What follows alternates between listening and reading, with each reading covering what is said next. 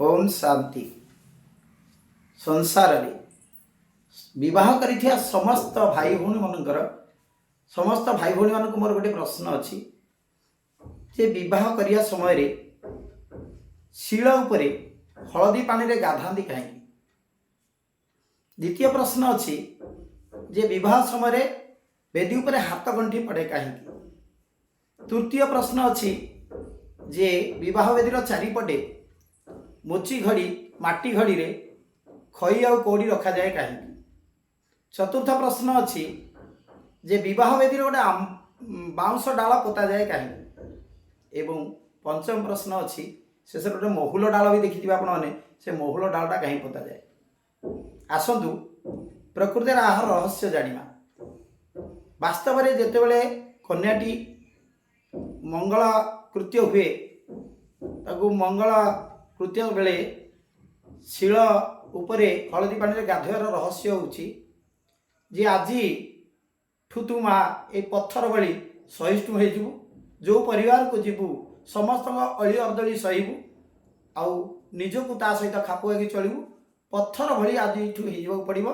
पत्थर जमी सबकि सहे तोते से सबतक सहवाक पड़ो। तापर आसे जे विवाह वेदी रे हस्तग्रंथि पड़े कहीं।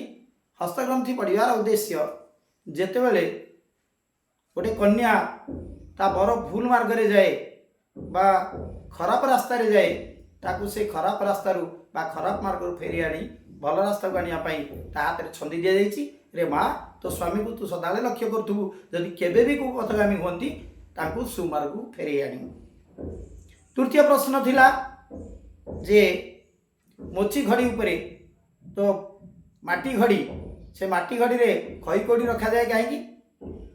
सेठू तो संकेत मिलूँ जे बर्तमान आमर बयस बढ़ी बढ़ी चलला तो आम मृत्यु आड़ को धावमान।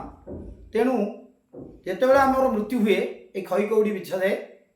तेणु देख तू बर्तमान मृत्यु आड़ को धावित होचु तेणु तोते शेष में खई कौड़ी आवश्यक पड़ो। तेणु बेलहु सावधान। तेणु जितेबाला संसार करुचु ए संसार किसी भल काम कर ताहले निश्चित पुण्य अर्जन करी वैकुंठ को जीव। चतुर्थ प्रश्न थिला जे विवाह वेदी रे गोटे बाउंश कणिकटे पोता जाए ता अर्थ गोटे स्वामी ठारू ता स्त्री को किंबा गोटे स्त्री ठारू ता स्वामी को अलग करिया एते सहज नुहे। तांका भितर जो निबिड़ बंधन थाए से निबिड़ बंधन रु काहा को हेले तो बाउंश बुदारू जमती गोटे बाउंश को हाणी सहजरे अलग करी हुए से ही जनक हृदय अन्य जन को अलग करी हुए ना। पंचम प्रश्न थिला जे गोटे महुल डाल पोता हुए। महुल अर्थ मिठा। तेणु तुम्हें मध्य से भली समस्त मधुर हो जाओ समस्त मधुर बाणी द्वारा आप्यायित कर ताला सारा परिवार तुम स्वर्ग हो।